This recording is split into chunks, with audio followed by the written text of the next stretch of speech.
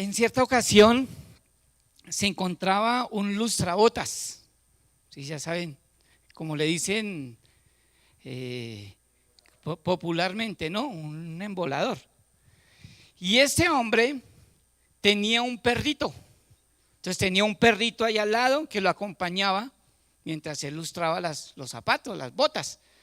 Pero resulta que el perrito se la pasaba, era chille y chille y chille, allá al lado, y chille y chille. Entonces la gente que venía le decía: oiga, pero échele un pan al perro, dele algo al perro porque chilla a toda hora. No, es que lo que pasa es que está sentado en una puntilla. Y entonces pues usted diría, pues si está sentado en una puntilla, pues que se pare. Entonces le decía: lo que pasa es que si se para le duele. Entonces él prefiere estar chillando a toda hora y no tomar una decisión y pararse de un solo dolor. Entonces él prefiere pues estar chillando a toda hora. Bueno, pues ¿qué les quiero decir con eso? La moraleja es que así vivimos muchos de nosotros. Preferimos estar chillando a toda hora, quejándonos, de todo nos quejamos. De todo nos quejamos, que no hay plata, que si hay plata, que hay mucha, que hay poquita, que una cosa y que la otra. Y no tomamos una decisión radical en nuestra vida. Y eso es lo que vamos a hablar en esta mañana, en nuestra disciplina espiritual, que se llama, ¿cómo se llama? Mayordomía. Entonces, hace 8 días estuvimos hablando sobre la administración del tiempo y parte de la administración de las finanzas.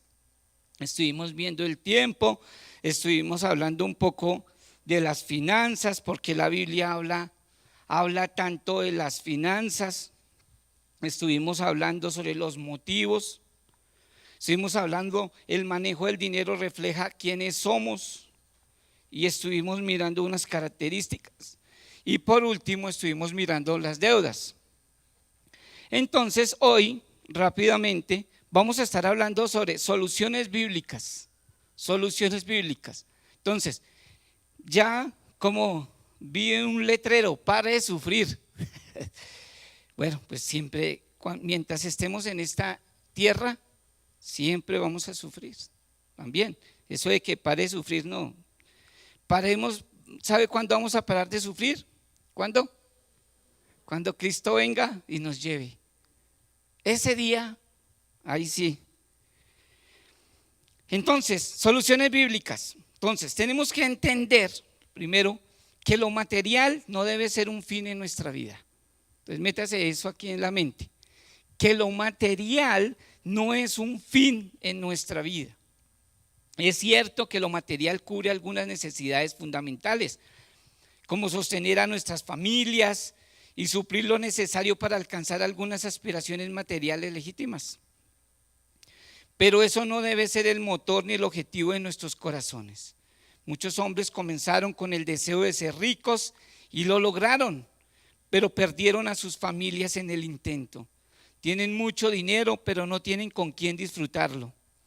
En el proceso, incluso cuando les llamaban la atención sobre su conducta, ellos decían que perseguían las riquezas por el bienestar de la familia.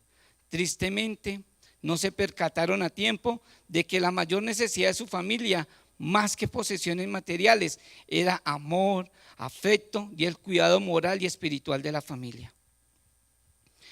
A veces nos hemos desviado y hemos tomado mal lo que es el dinero y le hemos dado una importancia una importancia trascendental al dinero y nos olvidamos de otras cosas.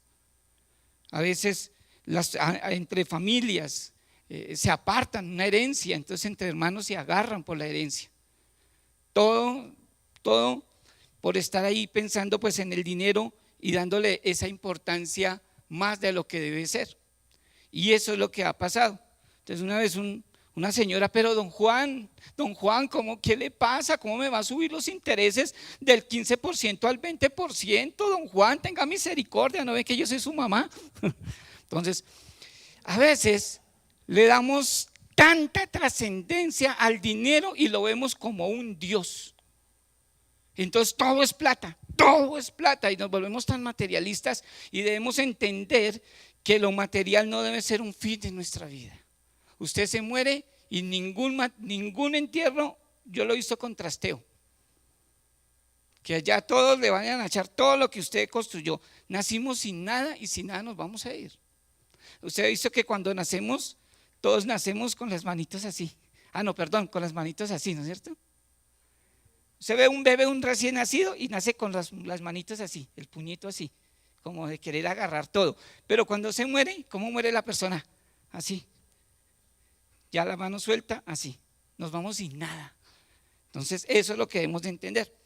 Lo otro que tenemos que entender, y yo quiero que esto le podamos meter toda la atención, que somos mayordomos y no dueños.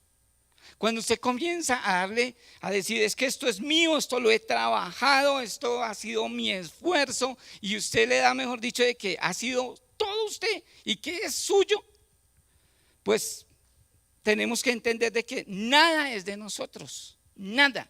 Todo lo que tenemos acá no nos pertenece, simplemente somos mayordomos. Le pertenecemos a Dios. Primero por creación y luego por redención. Dios nos creó y por tanto Él es nuestro dueño. Dios nos redimió y nos compró por sangre y somos suyos.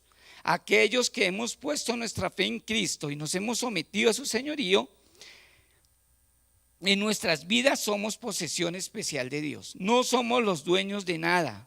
Bíblicamente hablando, somos mayordomos. Un mayordomo es alguien que por delegación de alguien superior administra o supervisa propiedades, dinero u otra cosa de valor que pueden incluso ser los hijos. Es quien opera bajo responsabilidad delegada. Entonces, todo le pertenece a Dios. La que dice la escritura, el apóstol Pablo en la primera carta a los Corintios, en el capítulo 10, verso 26, muchas gracias. El apóstol cita el Salmo 24:1 y dice: la tierra es del Señor y todo lo que hay en ella. Dios es dueño de todo, incluyendo todo lo que usted posee, porque Él creó todo. Toda la tierra me pertenece, dice el Señor en Éxodo capítulo 19, verso 5. Y lo declara una vez más en Job 41:11, cuando dice: todo lo que hay debajo del cielo es mío. Esto significa que somos los administradores. Para usar el término más antiguo, los mayordomos de las cosas que Dios nos da. Ese es más o menos el término más antiguo que administradores. Antes se llamaba era mayordomo, ahora se llama administrador. Cuando vemos las fincas en el campo y en el pasado decía, ese es el mayordomo de la hacienda. Pero entonces ahora ya se cambió esa palabra y se le dice que es el ¿qué? El administrador. O sea, no es el administrador de los bienes. Pero antiguamente se llamaba mayordomo. Pues nosotros somos esos mayordomos, somos administradores de Dios, de lo que el Señor coloca en nuestras manos. Usted no es el dueño, usted es el mayordomo. Vemos también que como esclavo José fue un mayordomo cuando Potifar lo puso a cargo de toda su casa. Génesis capítulo 39, versos 5 y 6. Recuerden que José fue vendido por sus hermanos, ya se conocen toda la historia, y fue vendido a un hombre rico, un hacendado en esa región, y que se llamaba Potifar. Quizás usted se acuerda de la historia, es por la esposa de Potifar, una mujer que de pronto el esposo no suplía parte de sus necesidades, entonces por eso se le brinda a José, y usted ya se sabe la historia, ¿no? Pero lo que queremos ver aquí es que Potifar compró como esclavo a José, pero Dios le dio tanta gracia a José que lo hizo mayordomo de todas sus posesiones. Entonces, ¿quién era el mayordomo? José era el mayordomo. Entonces él como mayordomo, como administrador, tenía que administrar toda la hacienda, todo lo administraba. Él podía echarle mano de cualquier cosa, ¿sí? Lo único que tenía que hacer era que tenía que darle ganancias a Potifar, o sea, todo lo que administraba le tenía que dar, o sea, servirle a Potifar. Entonces, debido a que los esclavos no eran dueños de nada, José no era dueño de nada, pero administraba en nombre de Potifar todo lo que poseía Potifar. La administración de los recursos de Potifar incluía el uso de los mismos para cubrir sus propias necesidades, pero la principal responsabilidad de José era utilizarlos para beneficiar los intereses de Potifar. Esa es nuestra tarea. Dios quiere que utilicemos y disfrutemos las cosas que nos permiten tener, pero como administradores de las mismas debemos recordar que todas ellas le pertenecen a Él y deben utilizarse para su reino, para su gloria. Entonces, ¿cómo vive alguien que entiende que somos mayordomos de lo que Dios ha puesto en nuestras manos? Entonces vamos a mirar cómo vive una persona que ha entendido que no es dueña. Cuando usted se aferra a las cosas materiales, y muchas personas se hacen matar por las cosas materiales. Entonces recuerdo en el pasado un muchacho que había comprado una chaqueta de cuero muy bonita, le había costado no sé cuántos días de trabajo, y entonces le preguntaban, venga, y esa chaqueta tan lujosa, usted en este barrio de pronto se la roba. No, es que yo me hago matar por esa chaqueta. Y así, literalmente, se hacen matar. Entonces, tras de que los matan, también les roban la chaqueta. Entonces, cuando usted entiende que usted no es el dueño, usted es el administrador, usted es un mayordomo, esto no es mío, esto es del Señor, me lo quiere quitar, bueno. Entonces usted no se aferra a lo material, o lo mismo que les van a robar el carro, la moto, o les van a robar algo, entonces se hacen matar. Tras de que los matan, también los roban. Hace poquito en las noticias usted vio que la nueva modalidad de los habitantes de calle para robar es que se hacen accidentar. Viene una moto y se mandan allá, y un muchacho, eso sucede ahí en la carrera 30 como con cesta, algo por ahí, se vio las noticias, y el habitante de calle se le atraviesa, él para no cogerlo o algo, va contra un muro y se mata. ¿Y qué hace el habitante de calle? Lo roba, le roba el celular y le roba las cosas. ¿Tras de qué es? Entonces, tenemos que entender ahora que nosotros simplemente somos mayordomos. Entonces, ¿cómo vive alguien que entiende que somos mayordomos de lo que Dios ha puesto en nuestras manos? Entonces, confía en la provisión de Dios. Eso es lo primero. Una persona que sabe que es un mayordomo, que es un administrador de lo que Dios pone en las manos, confía en la provisión de Dios. Dios proveerá. Está contento con lo que tiene. Más adelante vamos a ver el contentamiento. Está contento con lo que tiene. Disfruta lo que tiene. ¿Ves? Entonces, tengo esto, voy a disfrutar lo que tengo. Acepta las desdichas económicas. Una desdicha económica, por ejemplo, ¿qué podría ser? Por ejemplo, que lo robaron, o vino una enfermedad o un accidente y le tocó sacar dinero que no tenía y le tocó sacar hasta prestado. O sea, acepta las desdichas económicas. Bueno, por algo sucedieron las cosas. Si es un hombre, si es una persona creyente, entonces pues puede aplicar lo que dijo el apóstol Pablo. Bueno, los que aman a Dios, entonces todas las cosas ayudan a bien. Pero el que no es creyente no puede aplicar eso a su vida porque no es creyente, él no ama a Dios. Entonces, acepta las desdichas económicas. El éxito ajeno no le afecta. El vecino se compró tremendo carro, arregló la casa, la fachada, eso espectacular. Usted no le afecta. Que muchos envidiosos digan, pero ese vecino, y no es creyente. Y yo que soy creyente, que le sirvo a Dios, ¿por qué no tengo? Entonces, a veces las personas como que se frustran al ver que el impío crece y que el creyente no. Entonces, el que entiende que es un administrador, que es un mayordomo, el éxito ajeno no le afecta, lo contrario, le da gozo, alegría, que los demás prosperen, gloria a Dios. Gloria a Dios. El éxito propio, o sea, el otro extremo, ¿no? El éxito propio no lo enorgullece. A veces nos volvemos orgullosos. Y como la famoso evangelio de la prosperidad le dice que cómo se ve la bendición de Dios en su vida es por lo material. Es que Dios sí lo bendice a ese hombre. Tiene casa, carro, beca, mire cómo se viste, mire lo que hace. Es que Dios sí está con él. Eso es errado, eso es mentira. Entonces el éxito no se debe mirar desde lo material.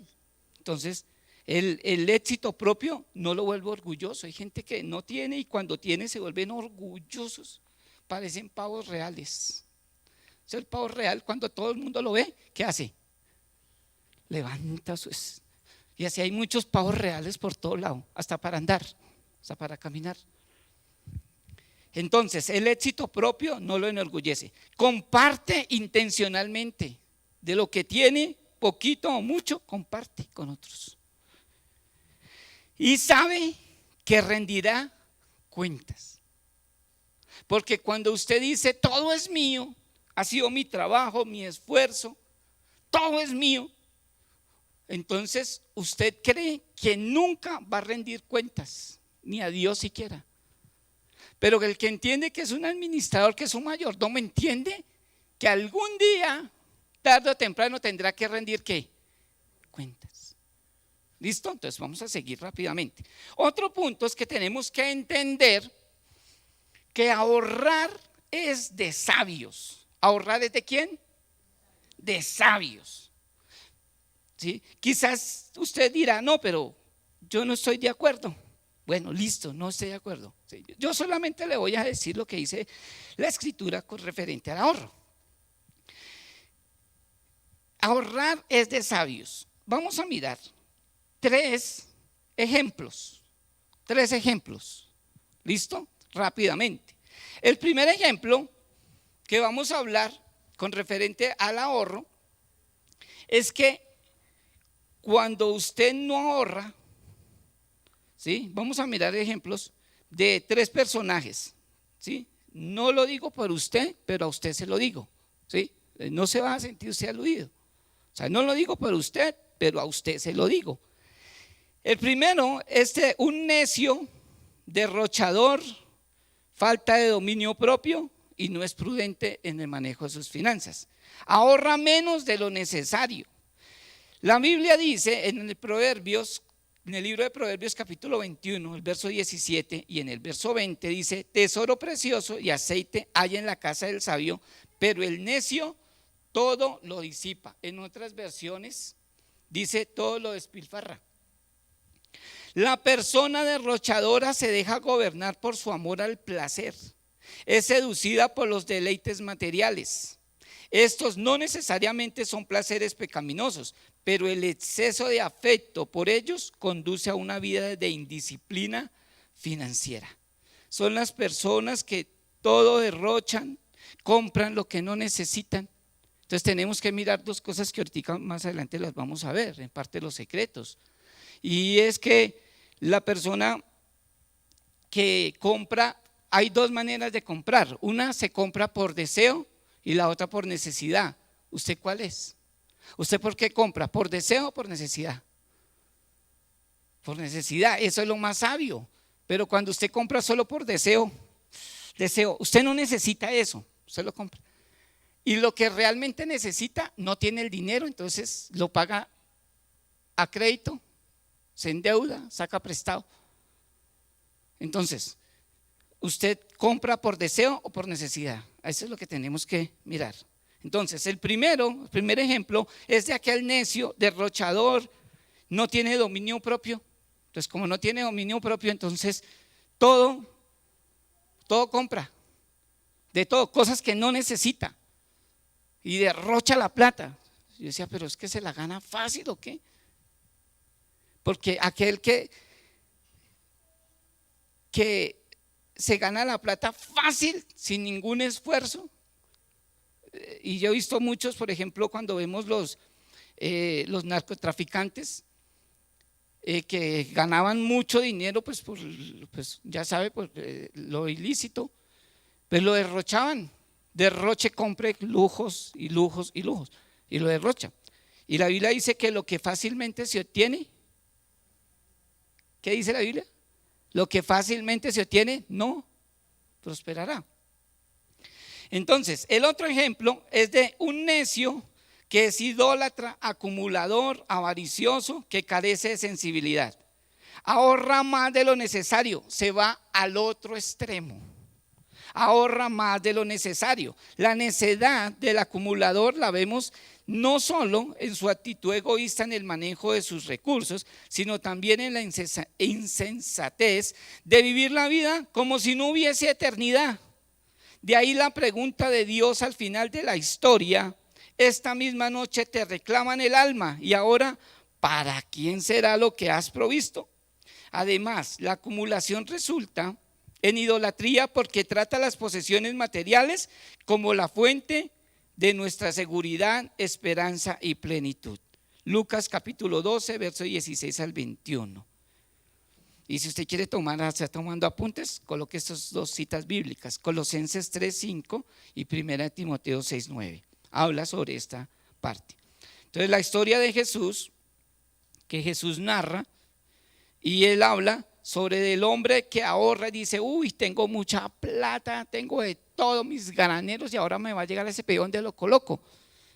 Y ahí es cuando le hacen la pregunta: necio, esta noche vienen a reclamar tu alma, y ahora, ¿para quién será lo que has provisto? Entonces, aquel necio que es idólatra, acumulador, avaricioso, que carece de sensibilidad, es la persona que ya se va a lo extremo.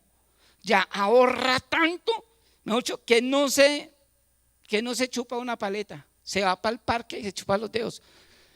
O sea, ya se volvió retacaño, ya se fue al otro extremo. Entonces, todo extremo es malo, todo extremo es malo.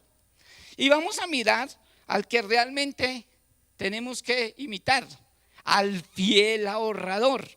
Proverbios capítulo 6, versos 6 al 8.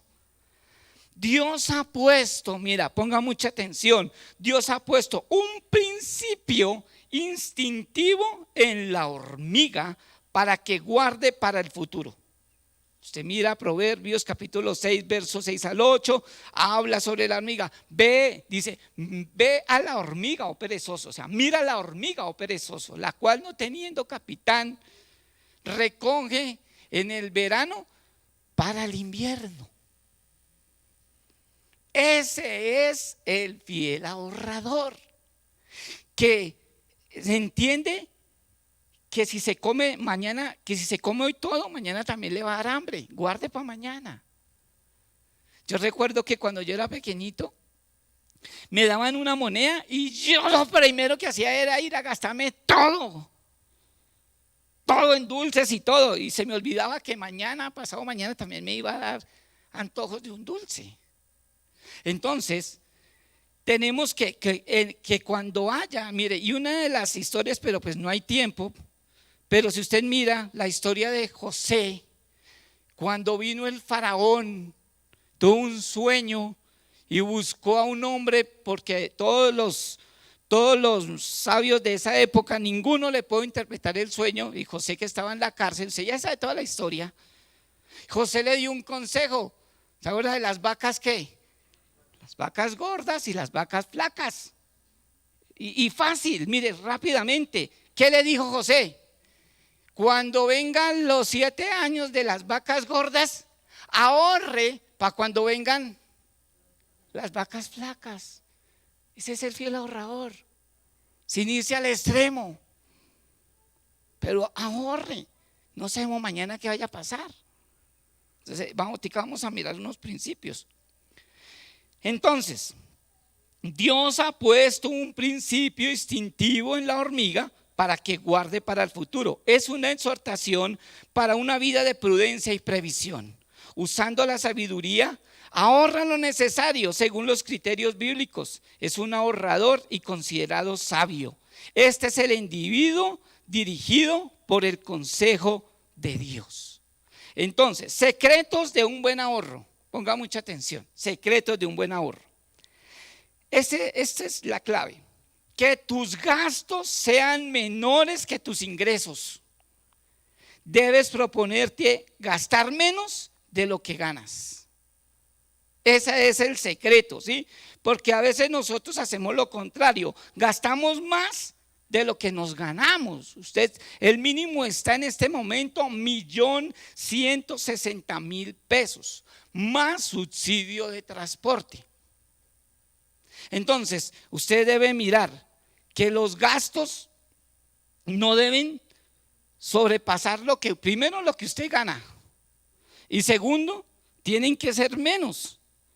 Porque nosotros tenemos la mentalidad que entre más ganamos, más gastamos. ¿Ves? Entonces, por ejemplo, un ejemplo aquí es la leche. Yo resulta que cuando ganaba el mínimo, compraba leche Brahma. Esa es la leche Brahma. ¿Sí? Ahora que gano más, tomo leche Alquería. ¿Sí o no? Y así. Entonces, depende, entre más usted gane, más gasta. Haga lo contrario, entre más gane, trate de ahorrar. Haga de cuenta que está con el salario que tenía antes y eso lo ahorra. Bueno, uno de los secretos es eso. Entonces, vamos a mirar otros secretos. En primer lugar, mira, esto es un consejo. Si usted no está de acuerdo, usted no tiene por qué estar de acuerdo conmigo. ¿Sí? Solamente le estoy dando aquí unos principios. Los quiere tomar bien y si no, también tranquilo. Dice, en primer lugar, haz un presupuesto correcto. Si no sabes con precisión cuánto ganas y cuánto gastas, no te será difícil, sino imposible ahorrar. Si estamos casados, nuestro presupuesto debe ser armado en conjunto con nuestro cónyuge. Si somos una sola carne en el matrimonio, Génesis 2:24, no deberíamos tener presupuestos separados. Una sola carne con cuentas separadas contradice el ideal bíblico para el matrimonio. Le estamos diciendo a Dios, soy una sola carne con ella, pero mi cuenta y mi dinero no los mezclo con los de ella. Esto erosiona la relación matrimonial y ofende al Señor en vista de que para Dios ya no somos dos, sino una sola carne. Mire, esto es un principio. Si usted no está de acuerdo, tranquilo. Si usted no está de acuerdo, tranquilo. Un matrimonio que son una sola carne, no deben haber dos presupuestos. Mi amor, ¿me presta? Usted no me paga. Estamos graves ahí. Ya, perdimos el año. Uno es despilfarrador y el otro es ahorrador compulsivo. Los dos extremos ahí viven agarrados. La mayoría de matrimonios que se están divorciando ha sido una razón. De todas es por la plata. Hasta que la plata nos separe. ¿Usted no está de acuerdo conmigo? Listo, tranquilo, usted no necesita estar de acuerdo conmigo. Pero solamente le estoy dando un principio. Una sola carne, un solo presupuesto. Entre los dos, vamos a echar para adelante entre los dos. ¿Ves? Un solo bolsillo. Cuando yo entendí ese secreto, las cosas cambiaron. Eso de que yo le presto, que no, somos un bolsillo y tenemos que ponernos de acuerdo en todos los gastos. Pongámonos de acuerdo, entonces si usted no se pone de acuerdo, graves. Entonces, ese es en primer lugar eso. En segundo lugar, si quieres ahorrar, hazlo intencionalmente. Pero que no sé, qué pena. En primer lugar es que en el presupuesto correcto usted debe saber cuánto gana. Hay gente que no sabe ni cuánto gana. ¿Cuánto gana y cuáles son sus gastos? Si usted no sabe eso, graves, porque usted tiene que mirar.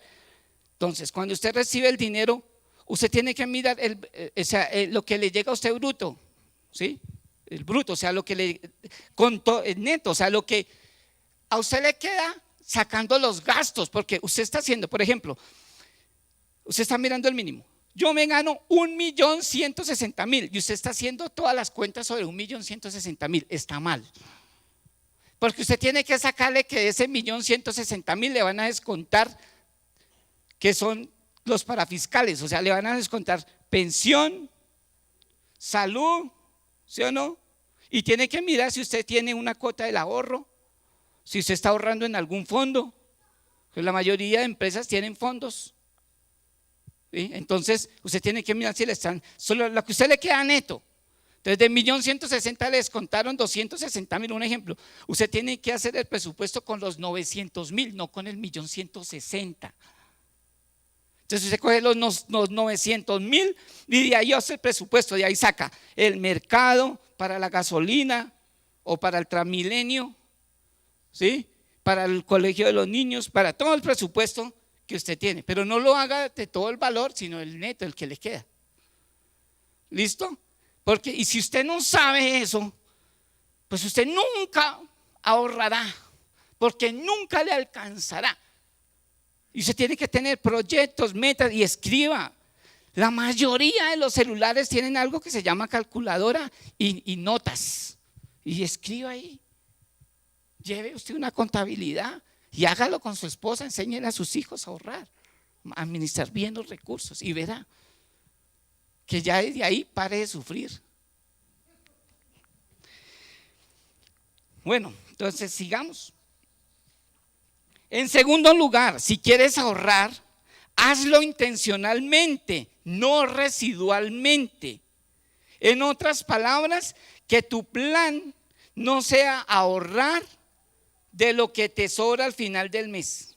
Si decides hacerlo así, entonces casi nunca ahorrarás, porque usualmente no te sobrará nada. En cambio, sé más organizado. Coloca el ahorro como una decisión familiar en la parte de arriba del presupuesto. Considera cuánto puedes ahorrar cada mes y comprométete a eso, incluso si implica no salir a comer fuera del hogar varias veces a la semana, ir con menos frecuencia al cine y cambiar el plan telefónico, etcétera. Entonces, cuando habla de aquí que hazlo intencionalmente, no residualmente, es que pues voy a mirar, si me alcanza, ahorro, nunca le va a alcanzar. Entonces ahí es donde usted tiene que colocarse metas. Vamos a ahorrar, entonces vamos a ahorrar el 10%, aparte del otro 10%, bueno, como usted quiera, el 20, el 30, el 5, lo que sea, pero ya es una meta y comienza a ahorrar. Y de una vez haga la planeación. Yo digo, la planeación se puede hacer mensual, anual, semestral, como usted quiera, con su esposa, en familia. Si usted es soltero, pues hágalo usted solo, o con sus padres, si usted todavía depende de los padres y quiere, pues lo quiere hacer. Pero es todos los proyectos del año. Bueno, este año vamos a pasear. Usted tiene que también tomarse vacaciones. Listo, que no hay para irnos a ver el hoyo soplador. Listo, entonces vayámonos a ver otro hoyo, pero que no sopla. Vamos allá a Mesitas, a Melgar, a otro lado. Pero usted haga el presupuesto de viajar, al menos una vez al año, al menos. No todo en la vida es trabajo. Entonces descanse, tómese un tiempo para relajarse, descansar y hágase esa proyección en su hogar. Entonces, esto va a ser para el viaje, pero no se endeude para irse a viajar. Haga la proyección y ahorre. Tica, hay muchos planes. Con mi esposa nosotros sacamos un plan para viajar 2 veces al año o al menos una vez al año. Entonces usted lo comienza a pagar desde ya en su proyección de ahorro. No se endeude, saque una tarjeta de crédito y un crédito para irse a viajar pagando tasas de interés bien altas. Usted pasea y cuando regrese viene la tortura de comenzar a pagar y saque de donde no tiene para pagar. No, haga la proyección desde ya. Entonces, esto es para viajar, para pasear, vacaciones. Esto para el ahorro, esto para pagar esto y así. Y usted hace el presupuesto anual. Y esto para imprevistos. Algo que tenemos que sacar, que tenemos que tener un dinero para imprevistos. Uno nunca sabe, se le enfermó el niño, ¿sí o no? Que tiene que sacar para un imprevisto que no, un comparendo. ¿Sí? Cualquier cosa, lo robaron. Entonces tener un dinero ahí para imprevistos, pero eso nunca se hace. Es que no alcanza, bueno, trate de alcanzar. Pero eso es una parte que usted podría hacer, ¿sí? Si quieres ahorrar, hazlo intencionalmente. En tercer lugar, compra bíblicamente. Es decir, no gastes por encima de tu nivel de vida buscando tu gozo en las posesiones y evita los intereses. Cada vez que financias algo, es decir, cuando lo compras a plazos, hay una porción del pago que son intereses. Estás pagando más por consumir lo que quieres. Entonces, compra bíblicamente, es decir, no gastes por encima de tu nivel de vida buscando tu gozo en las posesiones o buscando chicanear. Si no le alcanza para eso, pues no compre eso. Mucha gente compra es por placer, por deseo y no por necesidad. Y ese es un problema. Uno tiene que comprar de acuerdo al presupuesto que tenga. Si le alcanza el presupuesto para andar en BMW, pues ande en BMW, pero si no le alcanza el presupuesto para BMW, pues al menos hágalo para un Cinca, para un Twingo y no Ferrari. Pero no importa lo que digan los medios de comunicación, mire, eso es un negocio publicitario excelente que tiene Shakira y Piqué. Y nosotros caemos ahí. Por cada vista que nosotros miremos eso, le está entrando platica a Piqué y a Shakira. Y nosotros como unos bobos allá, ay no, si ve lo que le pasó a Shakira, ay pobrecita, y el otro, pobrecito Piqué. Entonces ahora los Twingos, el que tenía Twingo se frustró, ay no, tengo que salir del Twingo, uy no. ¡Qué pendejada! Solo publicidad. ¿Ves? Entonces compra bíblicamente. ¿Listo? Es decir, no gastes por encima de tu nivel de vida buscando tu gozo en las posesiones. En cuarto lugar y último, contrólate de por vida. Todo lo que has aprendido hasta ahora, aplícalo constantemente para que puedas llegar al final de tu vida aquí en la tierra con tranquilidad en el ámbito financiero, habiendo sido fiel a Dios, que es dueño de todo lo que posees. No alcancé. Entonces, tienes que entender también que ofrendar es un acto de adoración. El dar, el ofrendar, dar para la obra de Dios, ese es un acto de adoración. Filipenses 4:18, el apóstol Pablo les agradeció a los cristianos de la ciudad griega de Filipos la ofrenda financiera que enviaron para apoyar su ministerio misionero. Él escribió: por el momento tengo todo lo que necesito y aún más. Estoy abastecido con las ofrendas que ustedes me enviaron por medio de Epafrodito. Son un sacrificio de olor fragante, aceptable y agradable a Dios. Él llamó al dinero enviado un sacrificio de olor fragante, aceptable y agradable a Dios, comparándolo con un sacrificio del Antiguo Testamento que se ofrecía en adoración a Dios. En otras palabras, Pablo dijo que su acto de ofrenda a la obra de Dios era un acto de adoración a Dios.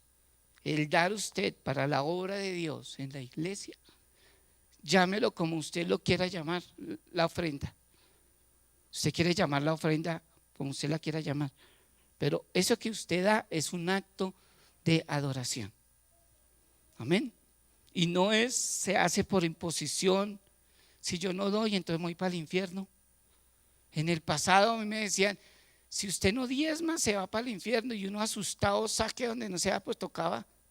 Y no lo daba uno voluntariamente, porque Dios ama al dador alegre, no ama al dador triste, que toca dar por necesidad. La Biblia dice: cuando des, no des por necesidad,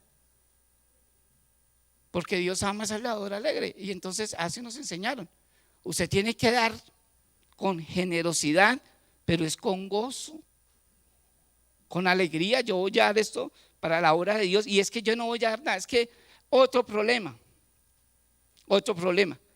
¿Cuánto le debo dar a Dios? Ese no es, porque es que esa plata no es suya. Cuando usted recibe el salario, tiene que decir: ¿cuánto me quedo yo? No cuánto voy a dar a Dios, sino cuánto es que me tengo que quedar yo. Esa es la mentalidad. Es una acto de adoración. Tenemos que entender también que el contentamiento es la clave. Mire, si usted me pone atención en esto del contentamiento, listo, yo estaría gozoso de que usted me entendiera esto, que el contentamiento es la clave. ¿Cómo podemos entonces combatir el materialismo y el descontento que genera déficit y finalmente deuda. El apóstol Pablo nos muestra el secreto de esto en su carta a los Filipenses, capítulo 4, verso 12 al 13. Dice: sé vivir en pobreza y sé vivir en prosperidad. En todo y por todo he aprendido el secreto, tanto de estar saciado como de tener hambre, de tener abundancia como de sufrir necesidad. Todo lo puedo en Cristo que me fortalece. Este pasaje muestra de manera clara que es posible estar contento en toda situación. Pablo no es un ángel, ni es Cristo. Él es un ser humano como nosotros que aprendió a vivir contento, y eso es más que simplemente estar alegre. En el griego, él usa la palabra autarques en el griego, que significa independiente de sus circunstancias, que ninguna ayuda o soporte es necesario para estar bien. En otras palabras, él no necesita lo externo para estar bien en lo interno. Los economistas en ocasiones emplean una palabra similar: autarquía,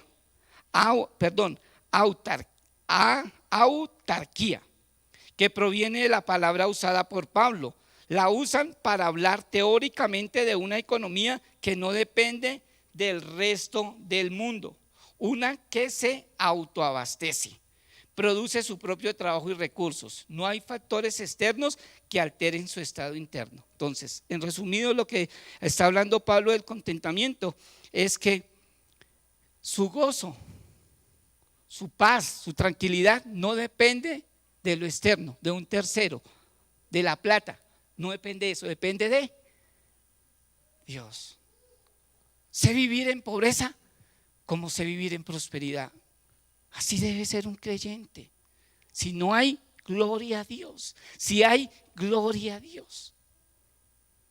O sea, su gozo no debe depender ni de personas, ni de recursos, ni de dinero, sino su gozo depende del Señor. Usted tiene que depender de Dios. Mi gozo depende de Dios. Entonces ya pare de sufrir ahí, de estar acongojado porque no tiene, porque le falta, porque el vecino sí, yo no. Que yo no tengo la bendición de Dios. Ese evangelio de la prosperidad sí nos tenía vueltos nada. Porque uno basaba la prosperidad era en lo material, la bendición de Dios en lo material. Es que ese sí Dios lo bendice, ese sí Dios. No, Señor. Así no es. Entonces el apóstol Pablo nos enseña el contentamiento de esa manera. Ahora, el contentamiento en la práctica. Necesito lo que voy a comprar. Ponga mucha atención aquí, gordito. El mayordomo contento no compra porque quiere, sino porque necesita algo, lo que habíamos hablado antes. Resiste las inclinaciones internas de la avaricia y las externas de la presión de grupo y la publicidad. Por supuesto, debemos evitar el extremo en que no nos comemos un helado solamente porque no lo necesitamos. Una vez que se ha establecido en algo es necesario, entonces viene la siguiente pregunta: ¿por qué lo necesito? Mira, rápidamente, cuando nosotros nos compramos por publicidad, mira, el negocio, vuelvo y le digo, que hizo Shakira y Piqué con la empresa de Renault, Twingo y de Ferrari, fue un negocio redondo. Ella no se puede cantar una canción donde mencione una palabra Twingo, porque Twingo la demanda. Tiene el negocio redondo para que la gente, entonces ese carro Twingo cogió, fue dicen los economistas que el que tenía ese carro se le evaluó más. ¿Cómo se dice? Se valorizó. Entonces, toda esa publicidad, la gente compra por publicidad. Todo entra por los ojos. Todo entra por los ojos. Entonces, si usted está esclavo de eso, graves. Entonces, ¿por qué lo necesito? Entonces viene la siguiente pregunta: ¿por qué lo necesito? Nuestra avaricia o las presiones externas pueden engañarnos y llevarnos a comprar algo. Es válido. Entonces, que nos cercioremos de que estamos comprando algo por las razones correctas. Además, es frecuente que confundamos deseos con necesidades, lo que le dije. ¿Yo lo deseo o realmente lo necesito? Entonces, la siguiente pregunta, ¿lo necesito ahora? Si concluyo que necesito algo, entonces debería discernir si es el momento de adquirirlo. Nuestra impaciencia y falta de dominio propio nos puede llevar a comprar cosas antes de tiempo, aunque sean necesarias. Si es posible dilatar el cambio de un auto, la compra de un par de zapatos o el adquirir otra computadora, entonces deberíamos esperar, dilatarlo. Entonces tenemos que mirar, si yo necesito eso, pero ahorita no es el tiempo. Más adelante sí, ahorita no, porque ahorita pues no tengo el presupuesto y además lo que tengo todavía me sirve. El carro que tengo modelo 2022 todavía me sirve, o sea, porque tengo que comprar 2023. O sea, un ejemplo. Pero lo que yo tengo que entender, si eso realmente sí lo necesito y si yo puedo dilatarlo más tiempo, pues mejor. El computador que tengo pues todavía me sirve, las aplicaciones me sirven, pues no es necesario comprarme otro computador ahorita. Entonces, eso es lo que usted tiene que entender. El par de zapatos pues todavía me aguanta, pues es de la marca, tiene una suela azúcar Manuelita, o sea le metí un pedazo de cartón, no mentira. Entonces, ¿hay una alternativa más económica? Esa es la otra pregunta. Si llegamos a esta pregunta es porque hemos decidido que necesitamos algo para ahora. En este punto, entonces deberíamos procurar la mejor alternativa de precio-calidad que haya en el mercado, dejando fuera el querer comprar algo de una marca específica porque está de moda o porque es la de más prestigio.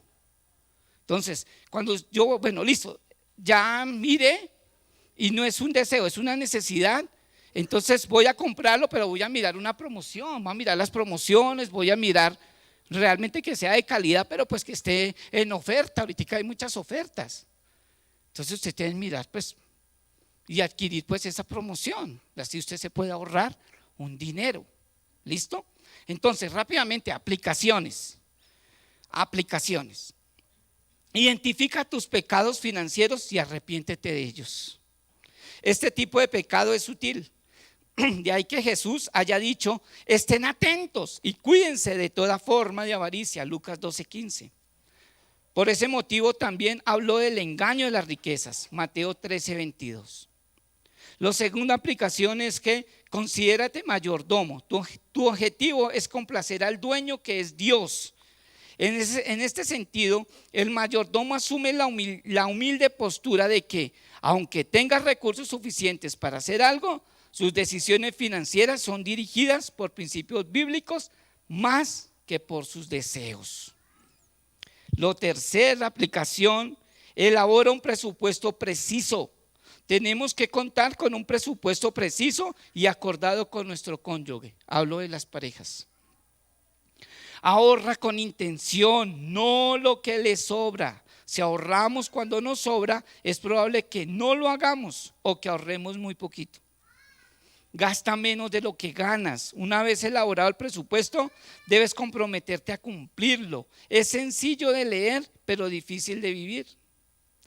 Compra bíblicamente, compra si necesitas, por las razones correctas, en el momento apropiado y con la alternativa más económica. Resuelve no pagar intereses por deudas ilegítimas. Yo les hablé que habían deudas legítimas. Les hablé, por ejemplo, de comprar bienes raíces, ¿sí? Comprar lo que yo realmente necesito y también comprar algo que me produzca ¿qué? Ganancia, que me produzca rentabilidad. Y yo les hablaba a ustedes. Ahora, yo nunca les digo que no compren carro, ¿sí? O sea, nunca les he dicho, nunca dije eso. Si de pronto se me malinterpretó. Lo que les estoy diciendo es que si usted va a comprar un carro, lo que yo le dije, si va a comprar un carro, ¿sí?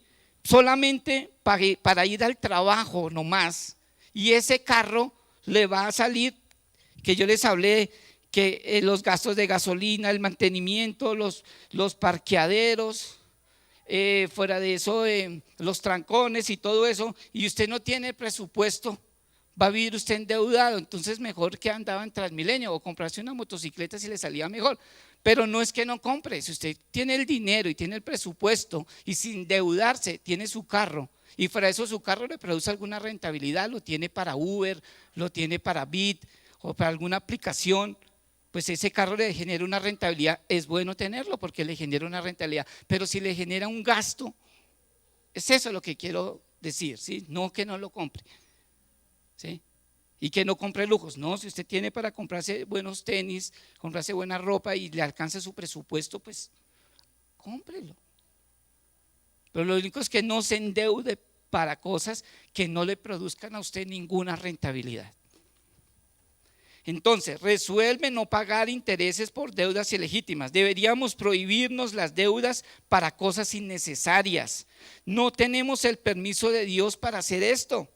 Dejemos de financiar con deuda nuestra vanidad, nuestra falta de dominio propio o el orgullo de ostentar, entre otros pecados. No permitamos que esto siga ocurriendo. Amén. Pues eso era lo que les quería contar rápidamente, porque pues el tiempo se me fue.